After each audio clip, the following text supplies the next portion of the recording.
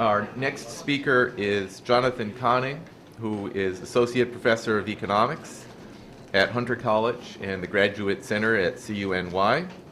He received his PhD at Yale and has been in residence at Williams College, Boston University, Yale, and University of Montreal. His research has explored theoretical and empirical aspects of microfinance and financial intermediation, operation of imperfect factor markets in developing countries, and the political economy of property rights and patterns of agrarian production organization. And today, Jonathan is going to talk about some work that he's co-authoring with Jonathan Morduch, Foundations of Social Investment. Or I should say, social finance. I made this mistake once before. Thank you very much. Actually, Foundations of Social Investment was the name of a grant that financed this project. It's financed by the Ford Foundation, which is kind of relevant to the topic. So by social finance, really the focus of this paper is more on the funding side of microfinance. So as you all know, microfinance has grown a lot. It's changed a lot over the years. And there's a vast heterogeneity in terms of types of institutions that are out there, from not-for-profits all the way to profit-taking banks that specialize in microfinance lending. But there's also sort of a lot of microfinance. We think of, like, say, the Grameen Bank of Bangladesh. Its startup capital was in large part donor capital, so that donor capital has always been important. And so we want to kind of look at the question of, well, where should donor capital go next? And tie it into very much sort of the kind of discussion that you hear surrounding microfinance and the discussion about commercialization of microfinance. So in particular, there's really, if you go to a place like CDAP, the consultative group for Assist the World's Poorest, which is sort of a very big web presence, and it's basically, it's a donor cartel, right? Basically, donors come together and say, how are we going to do it? Let's lay out some best practices. And there's kind of a sort of a slant in the writings, and it tends to be commercialization. Really, the storyline is, look, donor finance, microfinance is fine and good, and does, it reaches poor people, this is great. But, it might just be the latest fad, and it can only reach such a small fraction of people. Really, at the end of the day, what we want to do is integrate people into the larger financial system. We want them to tap in.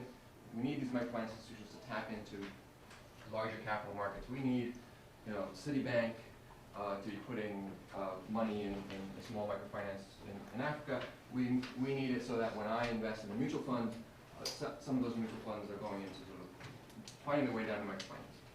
So there's a big debate there, but it's kind of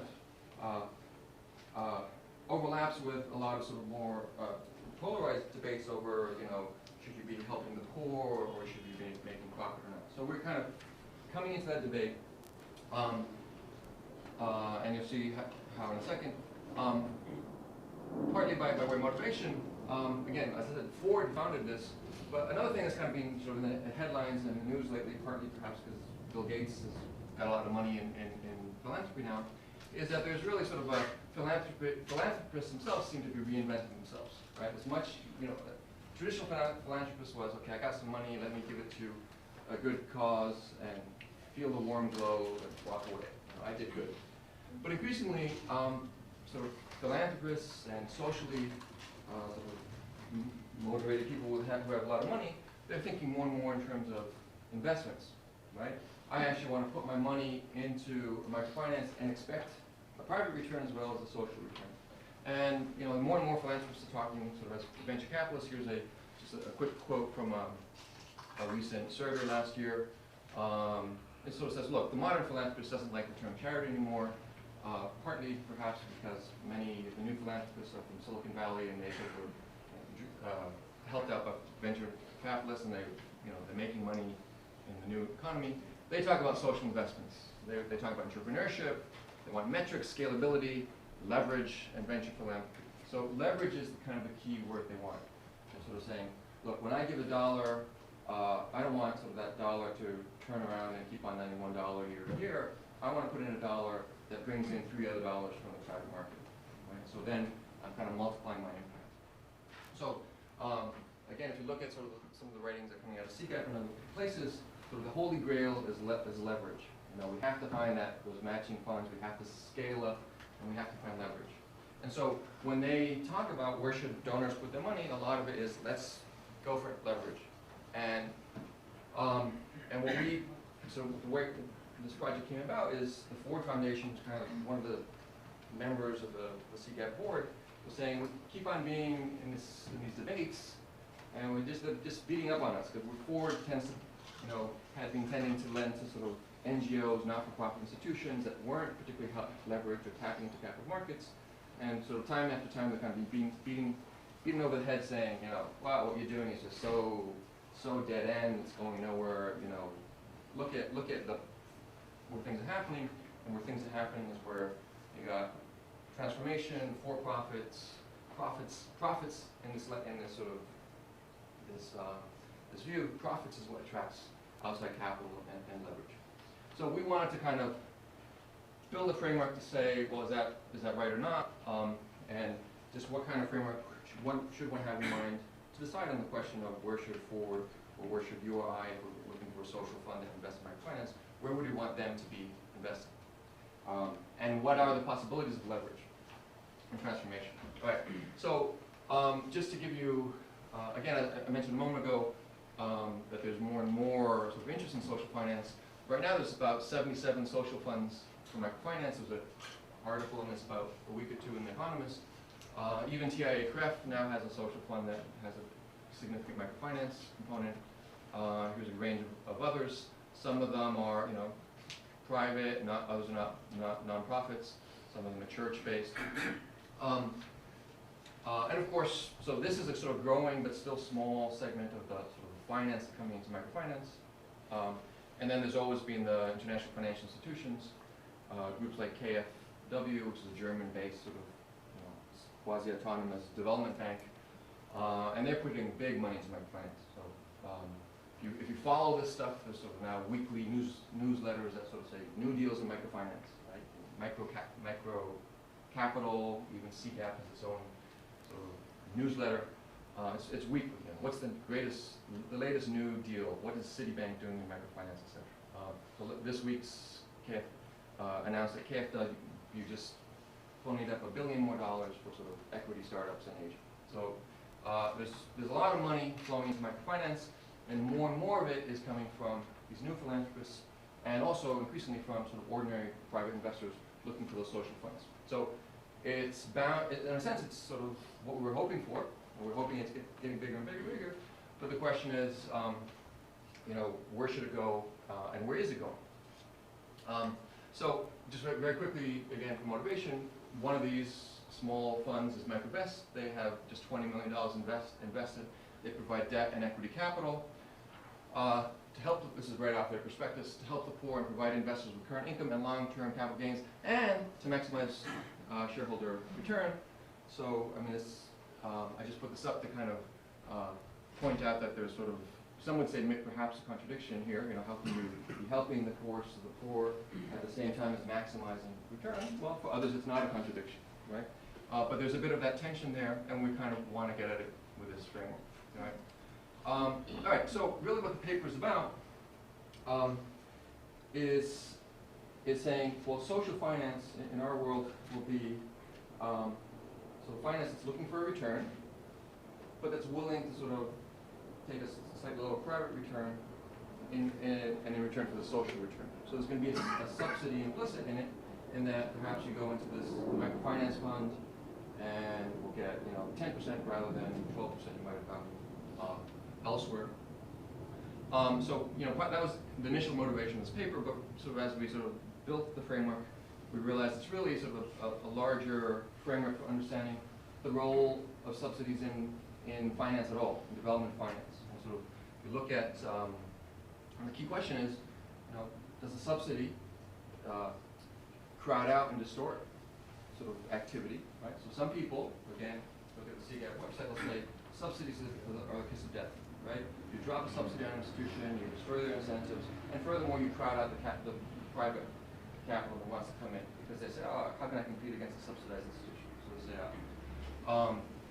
and it's just sort of straight economics says, you know, subsidies might distort things and pull, you know, make one thing grow, but at the expense of something else.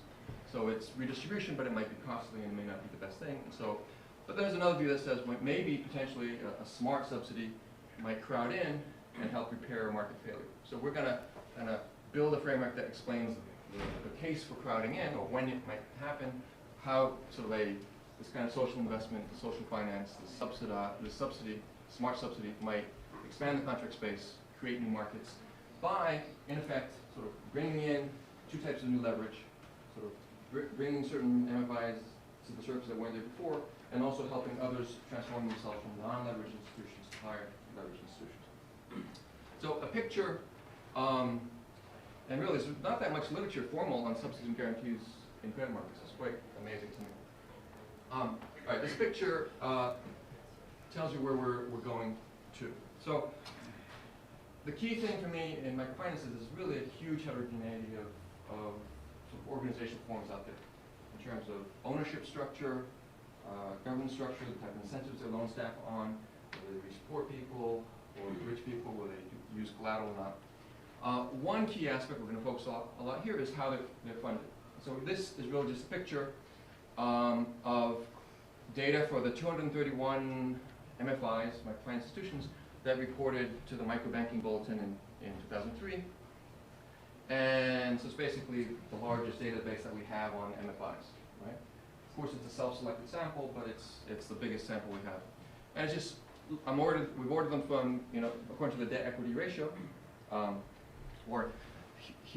So what you have here is this dark stuff is equity, sort of, startup capital, perhaps donor capital. That's basically the equity of the owners of MFI, which might be a for-profit or not-for-profit. And the rest is sort of outside debt, right? So, and then the white stuff is deposits. So is that one form of debt? And the blue stuff is sort of other types of debt, commercial loans or what have you. So you see there's a lot of variety in terms of what you see. Here's an institution that's basically mostly white, so it's got a bit of its own equity, but it's got a lot of deposits, right? So it looks kind of like a bank, right? And then there's institutions here that basically are basically equity financed. 70 or 65% or more of the capital they have at their disposal to lend out is basically their own equity, and they have to turn it over again and again, and they haven't sort of leveraged up their equity, right? So the key question we want to do in this model is get something that shows you something like this and shows you where it's coming from. So we're going to want to do that. Right, now, in practice, as I said, this is a self-selected group, so only 231 MFIs reporting. If you looked at the real world, if all MFIs reported, and many of them probably don't even have accounts ready enough to be reported, but if they did, I would imagine that this part would look much, much larger, right? There's a lot of MFIs out there that basically just, they have startup capital, they have a donor that got them going, and they just turn it over year after year, but they can't tap into those capital markets. So we want to explain why they can't, and then in fact we're going to say quite often they can't even if they try. All right, so same data. We'll eventually have sort of the micro data to do some more analysis. This is just sort of summary averages that we have. One question is, are more profitable MFIs more leveraged? Right, again, some people make this argument, you have to turn a profit in order to attract the private capital. So this is now the same data grouped by types of how leveraged or equity finance they are, they're kind of in categories. And I don't know if you can see a pattern, but I don't really see one. So here are institutions that are pretty heavily leveraged, but mostly with borrowings. And quite a lot of them are sort of not making the 100% sustainability. They don't cover their costs. They're basically either losing money or getting a subsidy every year to help them out. So to me, it's not obvious that you're more profitable means you're more leveraged. And it's never been obvious to me. I mean, here we are at GW, right? I don't know how profitable GW is, but actually by definition it's not profitable because it's a not-for-profit institution, right?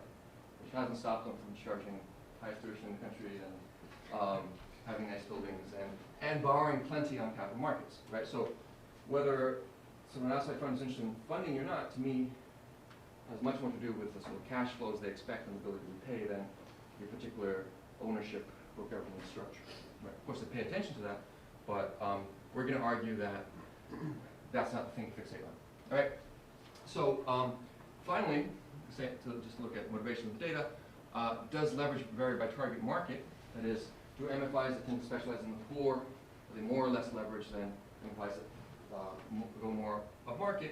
And here there's pretty clear evidence, just from the simple cut of data, that those who focus on the low end are less leveraged. They're basically depending more on donor cap.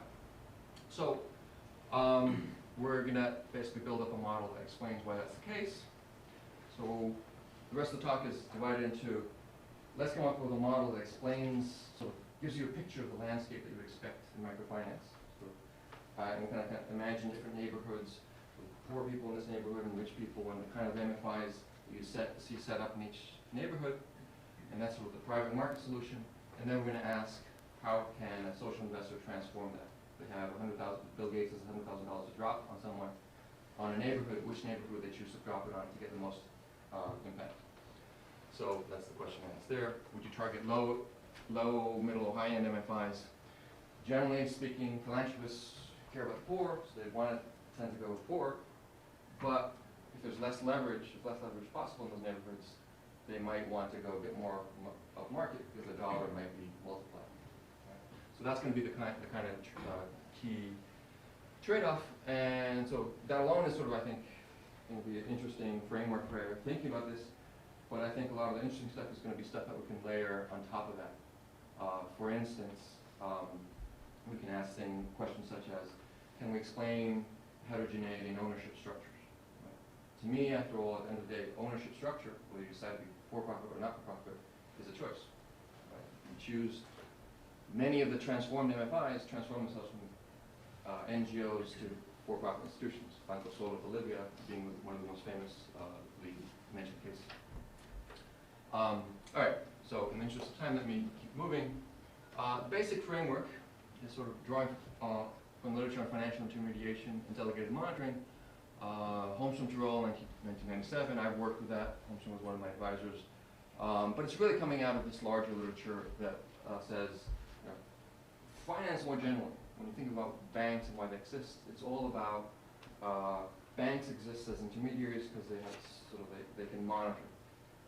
And microfinance in particular, as I think Betty and others mentioned today, is even different from bank monitoring, bank lending, in that we're typically lending to individuals who don't have collateral or live in sort of legal environments where it's hard or costly to collect on collateral or guarantees. And therefore, you really have to substitute a lot of monitoring for the collateral that otherwise they might have put up. Monitoring is expensive, and it means that sort of, if you're an MFI specialized in that type of lending, you have a portfolio of loans that's sort of heavily monitored. Now, the monitoring emerges because there's a moral hazard problem between the borrower and an MFI, sort of intersecting with a limited liability problem. But then that also in turn creates a moral hazard problem with MFI vis-a-vis capital markets, because what leverage is about is sort of selling part of your portfolio, getting others to buy your portfolio and giving you the money, you're packaging your loans and selling it off as debt. But if your loan portfolio is very heavily monitored, the person who's about to buy that chunk of your portfolio may think twice before doing that, because they say, well, your stats look great right now. You got 98% repayment rate, it looks profitable, all the rest. But if I start buying a lot of your loans, will you still have the same incentives to work as hard as you are right now? Because right now, if a loan goes bad, you go out there and chase down the guy and put some moral pressure on them until they pay. Uncomfortable and unpleasant as that is, but you have to do that to keep yourself in existence. But if Ford Foundation or TIA-CREF owns 50% of your portfolio, you can, when you have to press the guy, you can say, oh, he's such a nice guy, his kids are in trouble in school, let Ford absorb the bill. Right? So that's the basic problem now. You have the second layer of moral hazard. Now, so that's a standard model that I've played with. If you look at the new Tirol book on corporate finance, it's kind of the main workhorse model throughout the whole book. Where we're innovating here is sort of applying to microfinance, getting sort of a richer prediction of sort of this difference between leveraged and non-leveraged institutions that hasn't been really played with in the literature. And we're also kind of trying to bring in an element that's played up a lot, again, in sort of this policy literature, CGAP, et cetera, arguing that, well, why is leverage so important? Right? Leverage is important because you want to get your limited amount of donor funds reaching more people. But in addition, the argument is leverage allows you to reach more people, and when you reach more people, you spread your fixed costs amongst more people, and that means you can sort of lower your average fixed costs, and you can pass those benefits on to people. So part of the reason why microfinance borrowers pay 60, 75, or more % per year is in part because they have to be monitored a lot, and it's very costly to do that, but also in part because you have very small organizations reaching 1,000 borrowers in some village in Guatemala, and they have to have a building, and they have to have computers, and all those things are fixed costs. And if they could reach 10,000 instead of 1,000, they could actually bring down those average fixed costs a lot, and that's a big component of the loans. So we're going to bring that into it. All right. So let me. I'm sort of telling you the story in words rather than math. We'll have some math in a second. Here's the basic other setup. So that's the basic setup that you would have between a borrower, an MFI, and the outside world. But now let's sort of look for heterogeneity. So imagine that you have sort of a continuum of neighborhoods. Basically, our population lives in segregated into neighborhoods, not too different from the real world. So the poor live the poor, the middle class live the middle class, and so on. And we're basically going to sort of assume the sort of key variable interest will be this variable A, which is going to be assets that are available. You can think of it as collateral assets, but they might just be assets that a lender knows you might be willing to liquidate when they tighten the screws on you to repay. Right? So any loan officer, when they're checking you out for a loan, they're looking around with, do you have a sofa, do you have 3 goats and a cow, or just 2 chickens? And if you have the cow and the 3 goats, you have a higher A, and therefore you're more likely to get a loan because, as we'll see, in effect you can make a larger repayment when things go badly. All right, so so our neighborhoods are segregated that way, and then just to, again, huge simplification, just to kind of set up a baseline where we can compare things. Let's assume that in each neighborhood there's only one MFI, sort of potential entry from others, so they're going to be acting like they're in a competitive environment.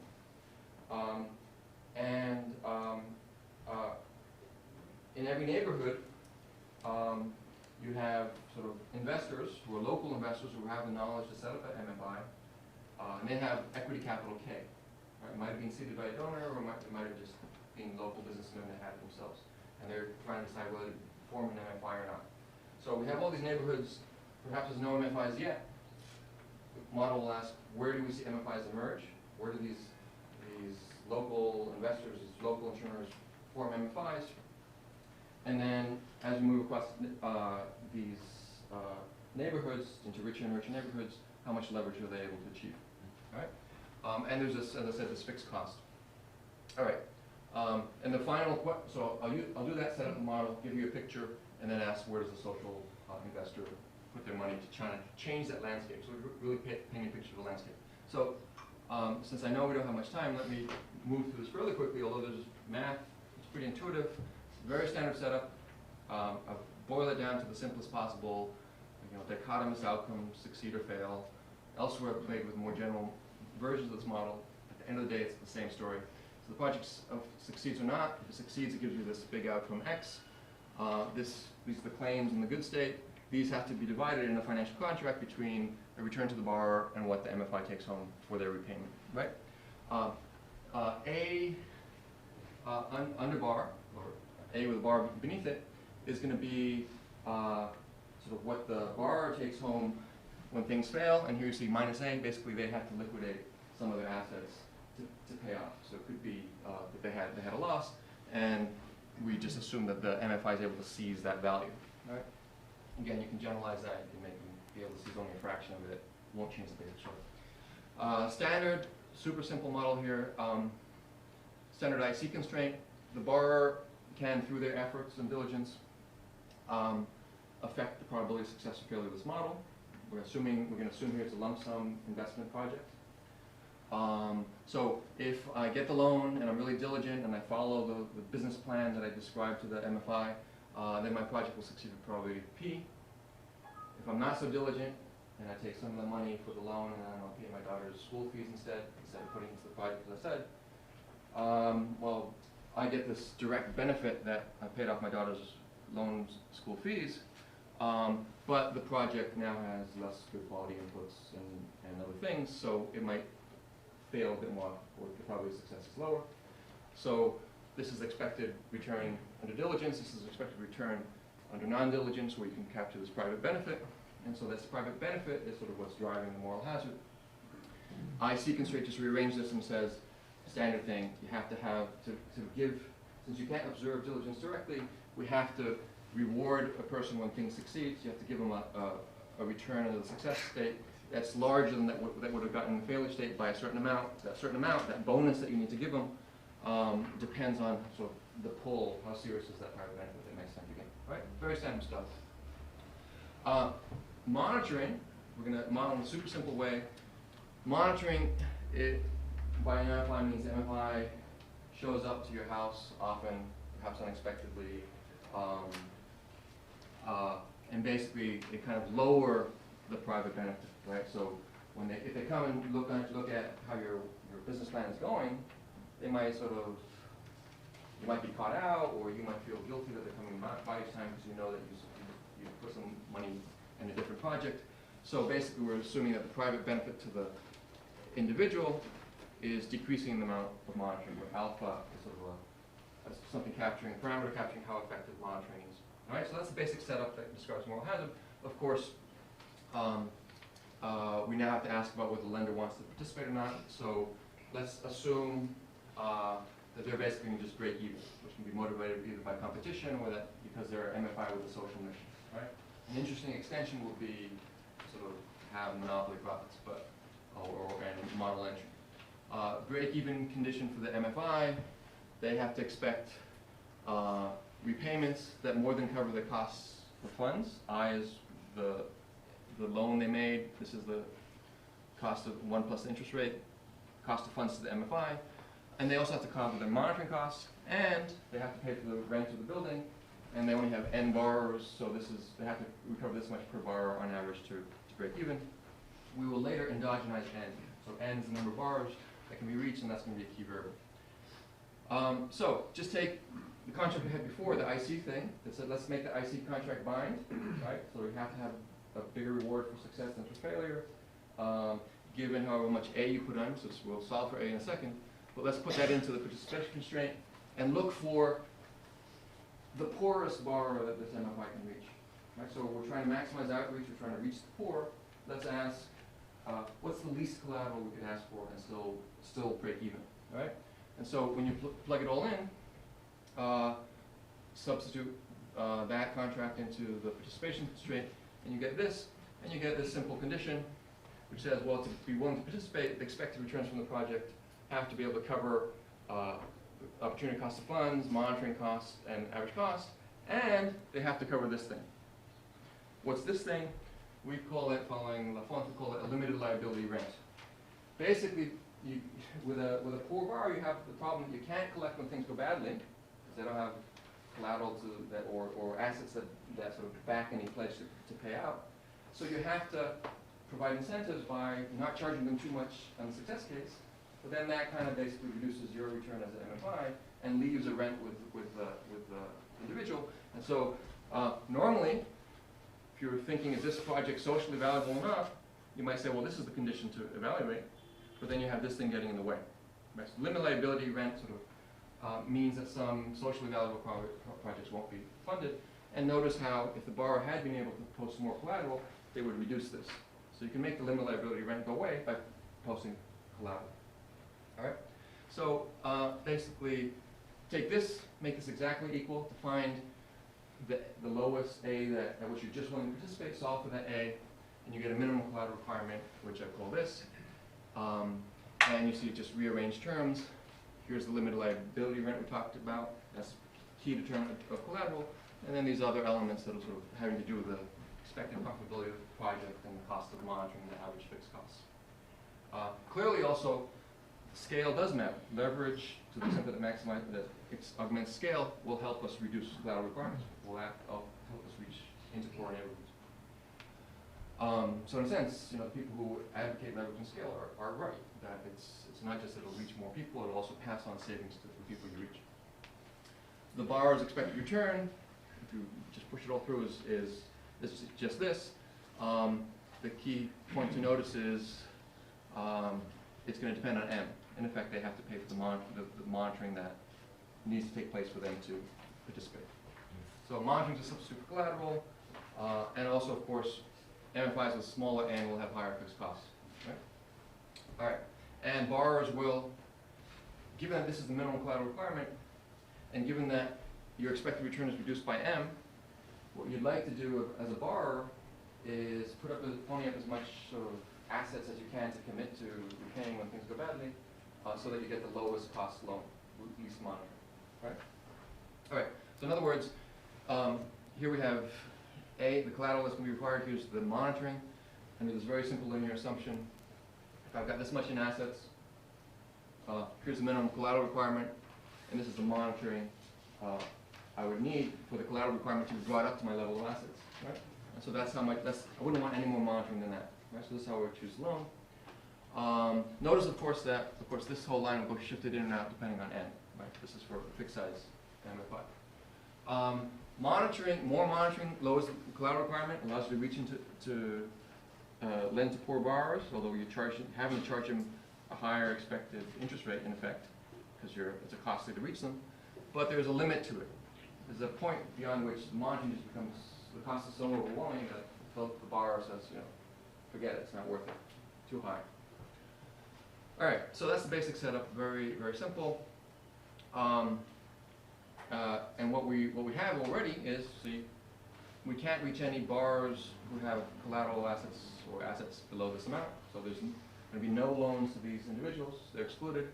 There's going to be a monitoring section. And then people who have A above this A under bar, which is the zero monitoring point right here, they can get secured loans, just pure collateral, zero monitoring, and basically they're just paying the MFI's cost of funds. That's what they're paying, right? Okay, and as we'll see in a moment, within this category, there's going to be this interesting distinction between institutions that can leverage and not. All right, let's try to endogenize N, think about the scale of outreach, and do that by looking at sort of the balance sheet of the MFI. So again, what we're saying is that MFIs specialize by neighborhood. They only have the sort of knowledge, expertise, contacts to work in one neighborhood at a time. Simplification, which we can relax later. And then we're asking how many borrowers can they reach, given that everyone in that particular neighborhood has A, right? So everyone in segregated by neighborhood, everyone in the same neighborhood that has A. We'll make that change later, but that's what we have now. So what's on the asset side? They've got loans. Each borrower takes out I, and they have N borrowers. And now we're going to allow for the possibility of some leverage. And leverage basically means that I get some outside resources and then combine it with my resources to extend my loans. So if the loan is, say, $100, perhaps I can get outside investors, the uninformed outside investors, to put up $50 of every $100 I lend out. And then I just have to, out of my equities, finance the next $50. We have N borrowers, right? So if there's no leverage, the maximum of borrowers you can reach is just take your equity base, pay off the rent for the building, the F, the fixed costs, divide by the average size of loans, and that's how many borrowers you can reach. But if instead of the average, the $100, I'm dividing only by what I have to put up. Suppose I only have to put 20 cents on the dollar, I can obviously reach 5 times more people, right? So that's what leverage is about. All right.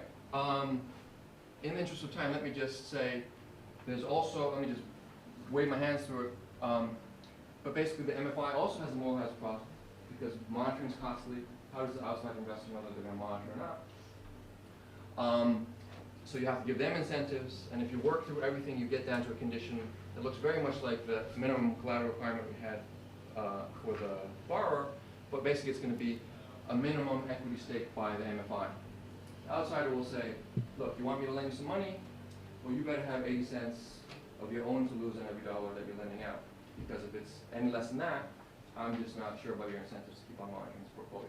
Right? So here's the formula for that, and it depends directly on M, the amount of monitoring required for this loan. Right? So basically, that's the condition for that. Right? So if you're lending to a poor neighborhood, you have to monitor more because there's less collateral. That means your portfolio is more heavily monitored, which means you're less likely to leverage up. And there's going to be a whole range of neighborhoods where you basically get the same collateral requirement for borrowers, because sort of MFIs are just being these sort of intermediaries that basically just recover costs M. But you basically, the whole model comes down to, or this part of the model comes down to these two equations. In a particular neighborhood where you have borrowers with assets A, you want to make sure that you're lowering the collateral requirement to reach them.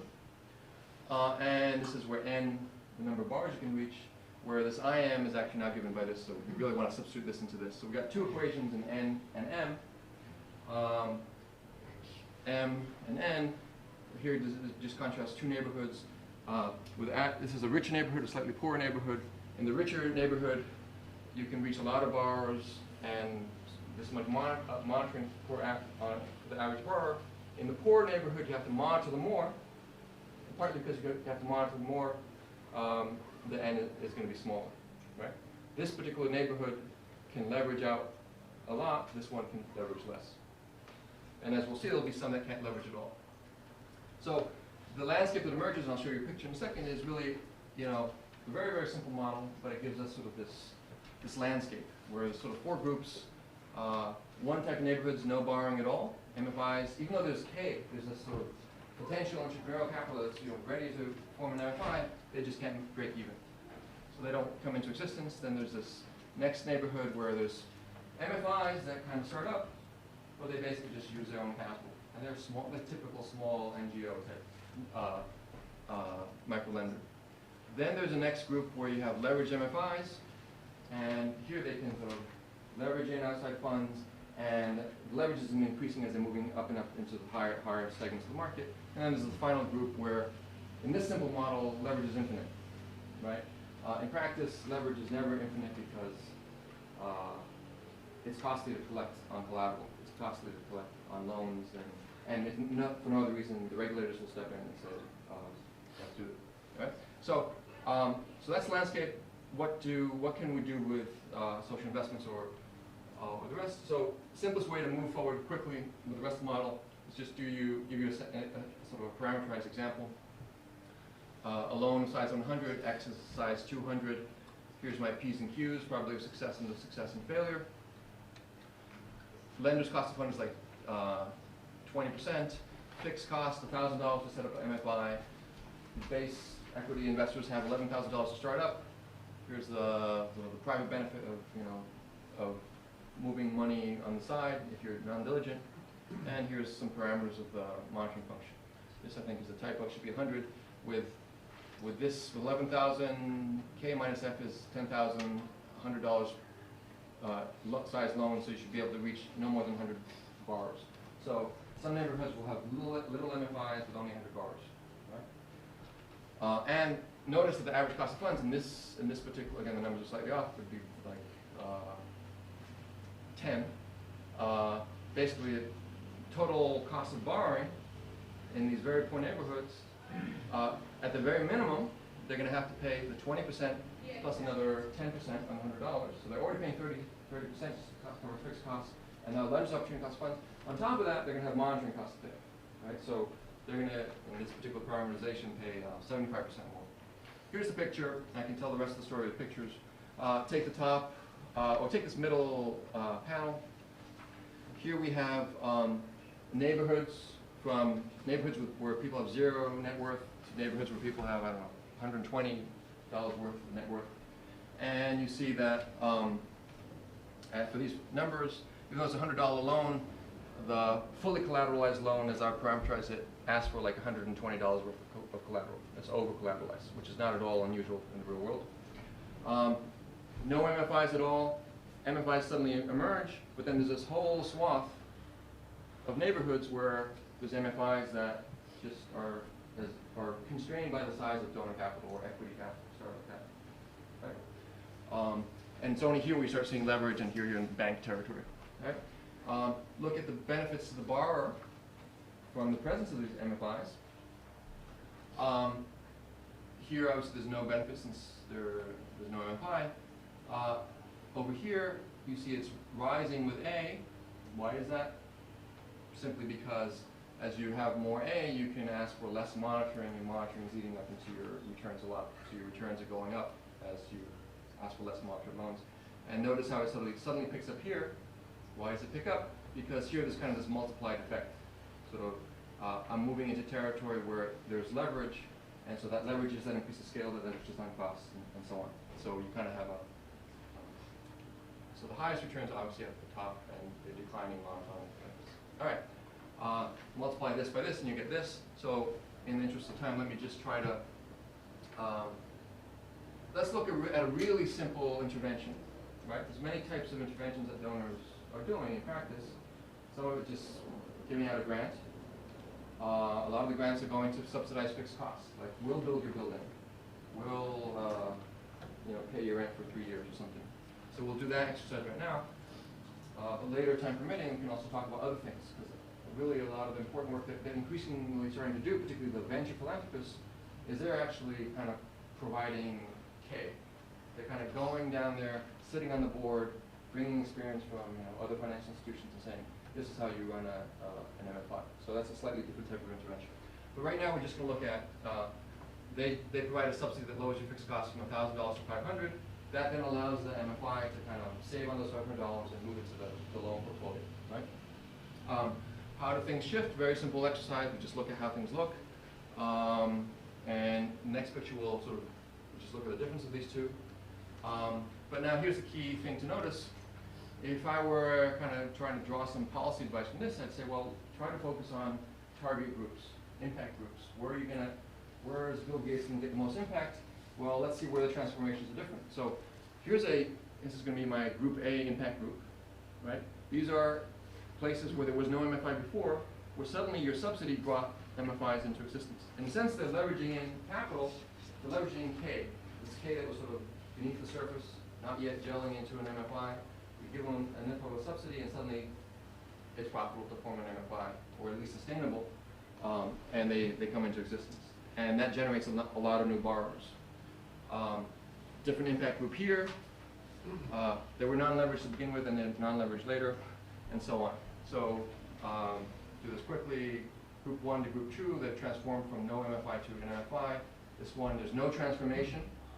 The $500 has some use, because you can reach maybe 5 more borrowers, and maybe because you have a slightly different scale, you can shave off the average cost of lending to everyone else, but it's not a very big impact. Then you start getting more leverage multiplied impact in these other categories, C and D, right? So in this particular group, you're making a non-leveraged MFI become a leveraged MFI, and so on. All right, so finals or welfare analysis, again, very sort of strict utilitarian, just looking at dollar amounts, number of borrowers times the gain per borrower. We can decompose, this is sort of the gain to a borrower, or the return to a borrower in neighborhood A after the intervention, times the number of borrowers reached, minus what you had before, right? That can be broken apart into existing borrowers before the intervention, multiplied by the gains that each get, because their gains are going to go up, times the number of new borrowers you brought in, times the gain they'll get, the level they'll get after the intervention. So this next picture, not this one, let me just do this one briefly, going back again to the simple differencing. If, as is often the case, when donors want to brag about what their thing has done, they often say, we've created 1,000 new borrowers or 10,000 new borrowers, right? So if you were asking, where should I drop my $500 to have the most impact in terms of new borrowers, the answer is down at the bottom. It's between these MFIs that are just on the surface to the top. And it's really only, if you're really looking for the multiplication effect of leverage on borrowers, you only want to move way up market. By the way, just out of sort of this article in The Economist a couple days ago was saying that there's all this money pouring into microfinance. Almost all of it is concentrated up here, right? So I mean, they were kind of complaining that the donors, social funds, are investing in a segment of the market that's already sort of has leverage, access to capital markets, and is more upscale. So really, the tough type of lending is down here, and why don't they move down there? Partly the economists, being the economists, so that the private market can take over here. All right. Finally, I'm running out of time. Let's just break things apart. The gains to new clients. Basically, there's a rising gain in this sort of impact group A. Not much gain to these people who were in MFIs that already non-leveraged and remain non-leveraged. And then you see multiplied effect over here. If you add it all up in this very simple model, really, here's the total gain. In this very simple model, if you're just being a strict utilitarian and counting dollars, you would probably concentrate on the high end, as people are doing. You'd put more weight on the poor, you'd tilt it down this way. And I don't have time, so an extension of the model that we're trying to describe in the paper and that we're working out now is really, this is not quite completely convincing, in that really, one of the simplifying assumptions is that in each neighborhood we have sort of an infinite stock of talented entrepreneurs. And as you get more leverage, you just pull in more of the identity. Right? More likely what you have is in every neighborhood sort of a distribution of good projects and bad projects. And in the neighborhoods where they can leverage up and get capital very easily, they dig deep down towards lower quality, still profitable but lower quality projects. While in the poorer neighborhoods, they can't reach very far, so they can't go that far down the distribution. So if that's the case, then if we did this, you'd get, I think, things tilting much more towards this direction. Right? So overall, at the end of the day, I think it's a useful framework for beginning to talk about these trade-offs. And finally, let me just end with this 1 minute, because I know I'm on time. To me, one of the most interesting questions, and it's kind of being central to the debate, is ownership structure, right? So we have not-for-profit MFIs and for-profit MFIs, and the not-for-profits anger the commercialization crowd because they're like, oh, not-for-profits, they just don't have the right incentives, or lazy, rent seekers, or all these like epithets that they throw at them. And while commercial, they have the business hard sense and da-da-da. Well, the other side says, yeah, but these guys just are, charging outrageous interest rates, and we're supposed to be helping the poor, and we're not. Well, the NGOs, they have a social mission, and all of that. So, what we want to do next is layer on top of this sort of ownership structure, and really we think, going back for a second at leverage, I'll finish with this. If you were choosing your ownership structure optimally, and you were up here, well, go private, right? Or it doesn't matter in our model, right? But private does. Now, if you're down here, you can't leverage at all. Does it make sense to go private? Well, not if you're trying to attract the Ford Foundation, who basically wants to give out money to help the poor, right? So there's a sort of strategic element to remaining a nonprofit in this area, and we think that's the way it is, and perhaps that's the way it should be. So there's the market is enriched by heterogeneity of ownership structures and governance structures. All right, this is probably enough for now. Thank you. All right, we have a slightly truncated time for questions, but a good 10 minutes anyway. I'll let you call on the questioners if you want. All right, Linda, in the back, yeah. If you can go back to the minimum collateral recovery equation. Okay. Here it is again, yeah. Yes. I was wondering, does this create an incentive that if we can increase the P minus Q, Okay. meaning that in microfinance, usually what happens, people come up with the ideas themselves about the choice of projects. If we can impose, choose projects such that if you are non-diligent, that will show up when in the likelihood of success. Differential will be higher. Yep. So if you do that, then can we increase the outreach? Okay, so good point. So what he's pointing out to is sort of, actually if you divide both top and bottom by P, you get a 1 here, and and a ratio here, inverse likelihood ratio. The Q over Right. P. And so really what you're saying is that the larger is P minus Q, That's right. the smaller is the collateral requirement. That's Right? So I think what you're saying is one way to minimize, bring collateral requirements down is basically, and I think this happens in practice, is for lenders to steer people towards safer projects where P is larger That's right. relative to Q.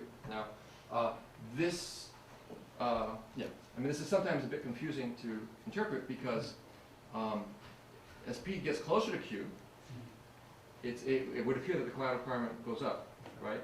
Now, what's really happening is, really we have a situation where the lender wants them to do P. They want to be diligent, and we're assuming they're going to lose money if they're non-diligent. Mhm. So suppose that's the case, Mhm. and that Q would have to rise a lot for them to be able to be interested in the Q project, right? In that context, bringing P and Q together actually harms the MFI.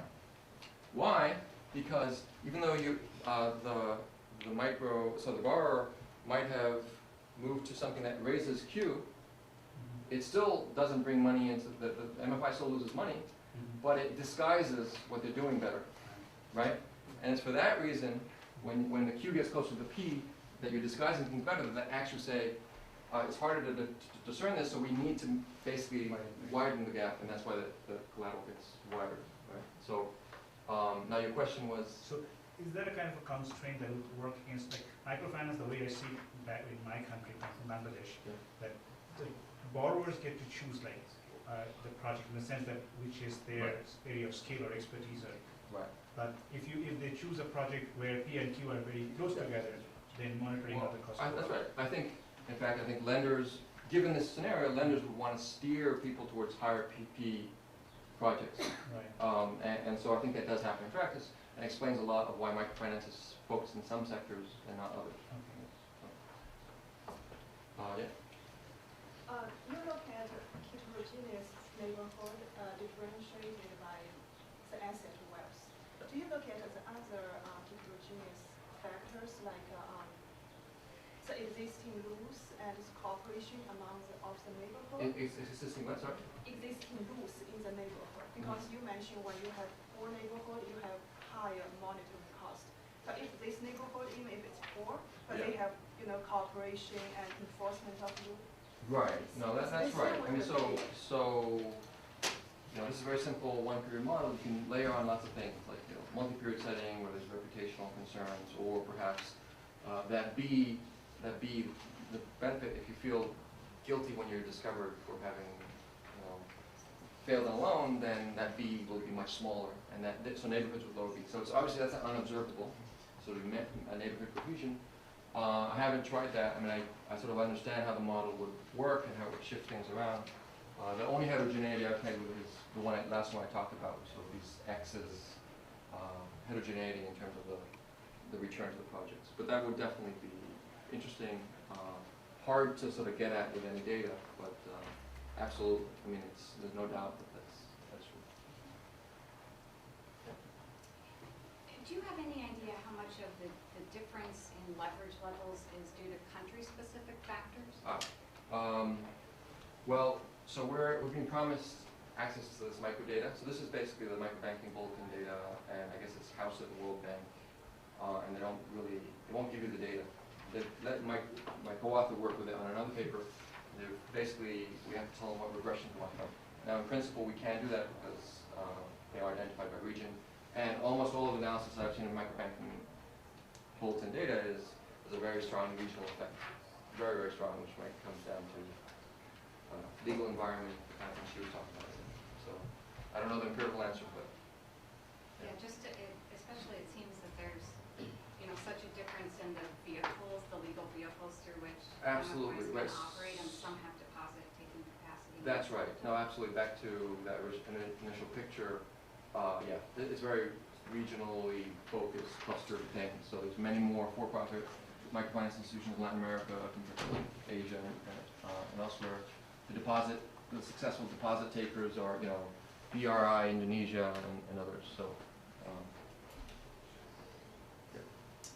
You mentioned that you suspect that you may have to reach less deep into the distribution in the poorer neighborhoods and therefore get better projects.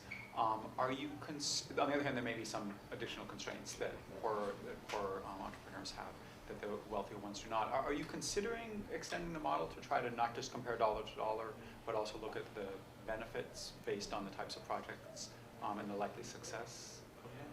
So you're talking about weighting individuals across neighborhoods differently and weighting them according to, you're suggesting, quality of Yeah.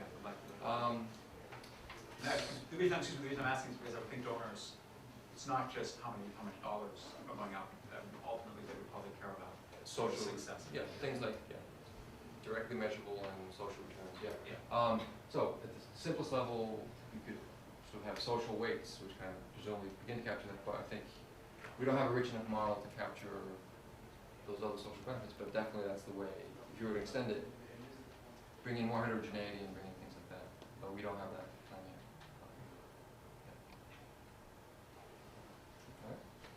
Okay, thank you very much.